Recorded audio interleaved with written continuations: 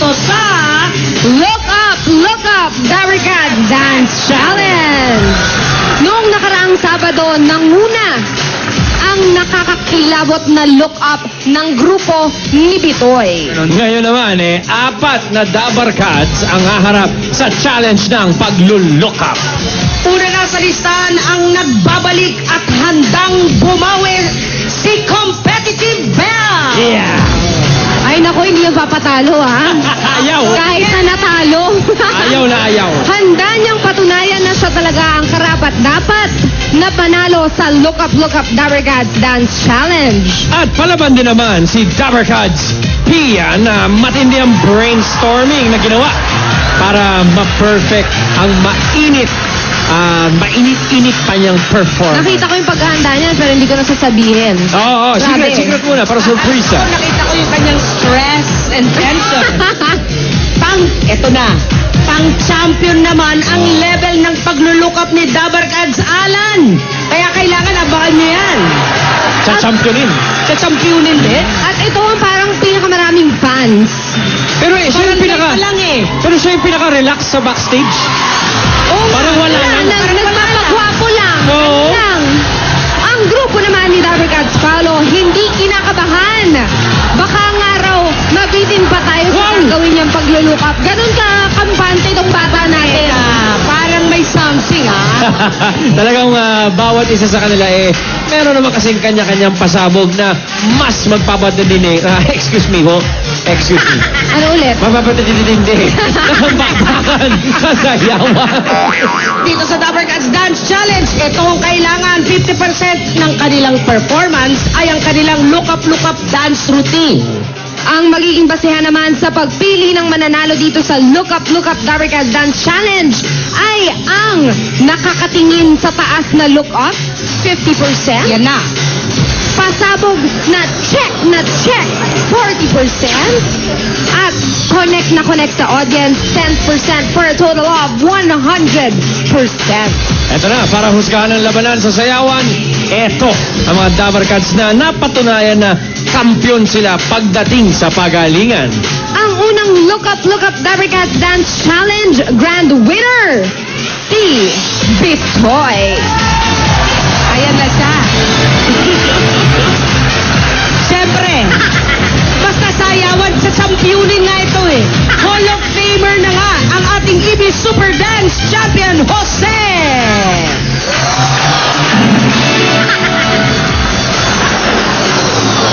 At eto pa ang kukumpleto sa kanila, ang idol sa pagkahenyo na fresh from Korea, Joey De Leon! Ayan na. Nagbabaon na. Kasi nga baka mahilo Oo. Nakit yung ulo Naghahanda lang sila. Kaya ito na, umpisa na ang look up pagalingan. Ang unang masusubukan, hindi raw siya masyadong naghanda. Kalahin mo, hindi pa masyadong naghanda sa laban, pero naniniwala siya na talagang kaabang-abang at nakakabitin niyang galing.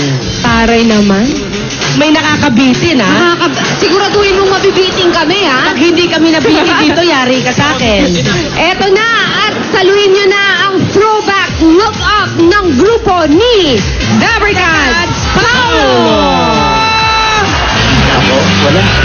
Relax lang.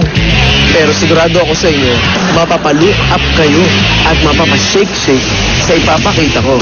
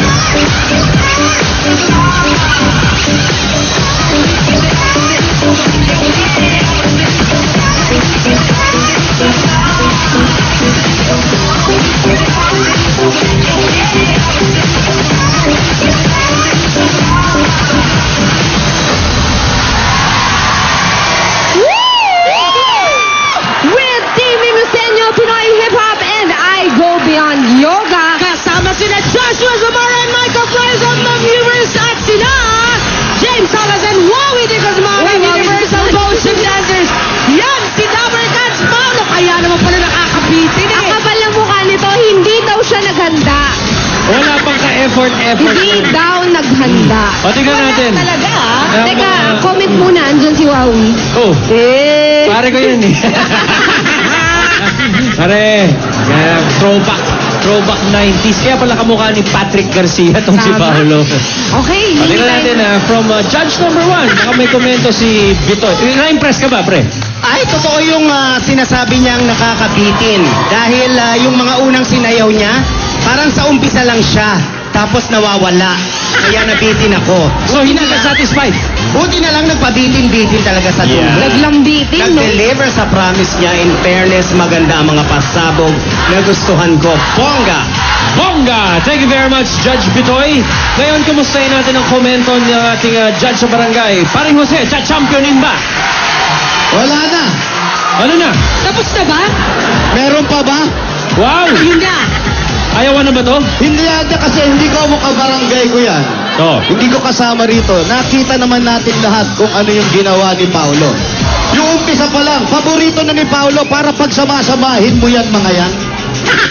Di ba? Napagsama-sama yan. Ang tindi. Pre, walang bahid ng favoritism yan, ha? Wala. Oh. Yung sayaw medyo may mga konting sabit. Pero na, umi-80s yung mukha ni Paolo eh. Hindi 90s, ha? 80s pa yun. 80s talaga, ah. At yung sabi nga ni Bitoy, yung pagsabit, Pau, yun nga, nagiinit ang ulo niya, kailangan niya raw i-rehearse yung pagsabit niya. Tama ka, Bitoy, pinasabugan tayo ni Paulo. Uy, teka lang, ha? Ang Bago galing tayo mo, dun sa ate.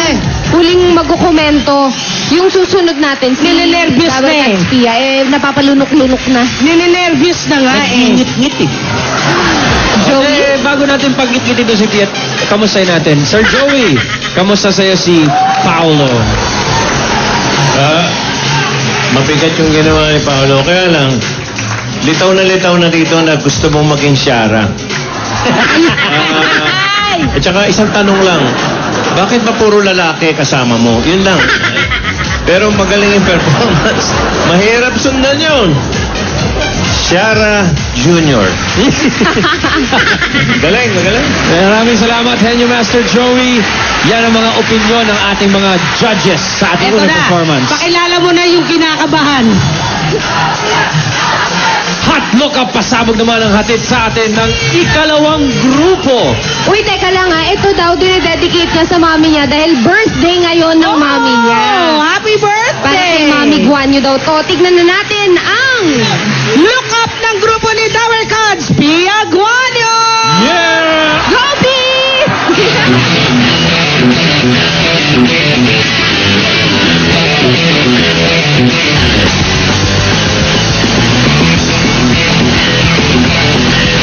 Ako ba talagang kinamon sa isang dance challenge? Bakit? Hindi! Humanda kayo sa gagawin ko dahil kayo ang mag-challenge sa akin.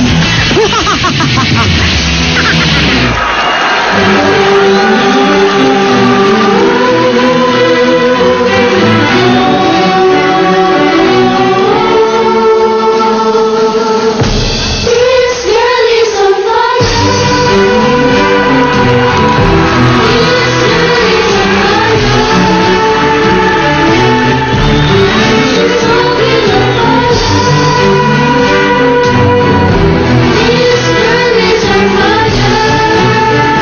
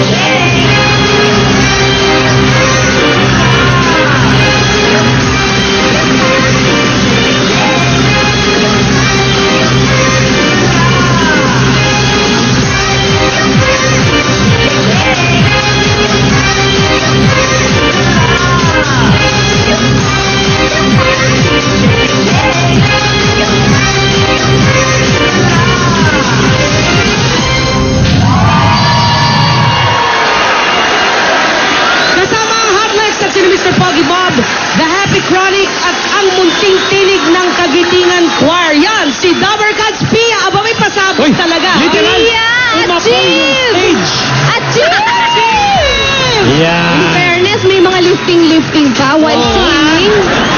In fairness, mas matindi ang kulong ngayon, ah. Tsaka Si Alicia Key talaga to. Bumitbak. Bumitbak si Alicia King. Alain mo. Tignan natin sa barangay. Jose, na-impress ka ba kay Dabarkads Pia? Pia! Pia G! Ang galing mo, te. Yan ang sinasabi natin. Huwag kang sayaw ng sayaw kung hindi mo naman kakayanin. Di ba, Tito Jim? Kaya. At saka malinis. Malinis. Malinis yung pagkaka-perform niya. Oh. Una-una, yung mag-beatbox pa. Oh. Doon ako humanga eh. Oo. Isipin mo, bihira sa babae yung nag-beatbox. Ayan. Oh. Ang galing. ha? Okay na. Medyo hindi lang ganun kaano yung sayaw kasi nauna si Paolo na yung sayaw mabilis, sa'yo naman iniba mo yung tema. Sumasayaw ka kahit slow motion. Ang galing mo. Nagawa mo yung slow motion yan. Good sa akin yan, Pia G. Approve kay Dabarkads Jose. Kay Bitoy naman kaya, champion ka. Anong masasabi mo sa dance moves? On fire pala yung kinakanta. Akala ko this girl is expired. Pero, yung present niya sa atin kanina, hindi talaga ka-expire. Yeah, no? Napakagaling. It's so fresh. Tapos, well, mas energetic yung ginawa ni Paolo kanina. Pero that doesn't mean na hindi kasing ganda ito. Ayun. Napaka-sosyal, napaka-elegante ng mga pinagagawa ni Pia ngayon. Ah, teka, sabi ni Dabarkads Bitoy, elegante. Ang gusto kong malaman kung anong sasabihin ng ating henyo master. Iba yung mga ginamit ni Pia, iba mga choir. Si Paolo gumamit ng mga maneuvers eh. Maneuvers. Maneuvers ba yun? Basta lang. Maneuvers. Tsaka UMMD. Universal motion. UMMD lang. Isa lang ang M. Lagi ako nadodoble. nadodoble. Kayo. At saka nag-scratch. Nag-scratch? Nag-beatbox. So alam niyo na po na may kamot si Nako. Pia. May scratch. May scratch. O di may kamot. Okay, pero iba. Classic ang dating. Okay, hindi ka pa expired. Sabi nga ni Roy Beach. Siguro kinakabahan na sina Dabarkads Alan, si Belle, Si competitive belt. Kasi yung una, hyper, maganda, Oo. pinure. Ito, elegant, classy. Chuchal. Chuchal. O mga Dabarkads, dalawa pa lang yan. Meron pang dalawang naghihintay. Alam niyo ba kung sino ang kasama ni Alan Kay? Aba, walang-wala eh. Ang 2013 UAAP Cheer Dance Champion lang naman. Ang National University Pep Squad. Aba, kaya naman pala confident itong si AK. Eto na, si Hakot Olyoken. Sino si Hakot Olyoken? Si Competitive Bell! Eto naman, hindi naman babalik lang si Bell nang wala lang, di ba? Correct. Mas pinaghandaan niya yan. Kung last week, naghakot siya ng mga kasama ngayon, hinakot na talaga niya lahat ng itinatago niyang talents para siya na ang talagang manalo. Totoo ba? Kaya nga, hakot all you can. Ito, itinago daw niya yung talents na yun. Malalaman natin mamaya kung dapat lang na itago na. Yan ang dapat yung abangan dito sa Look Up Dabarkads Dance Challenge dito sa 8 Bulaga!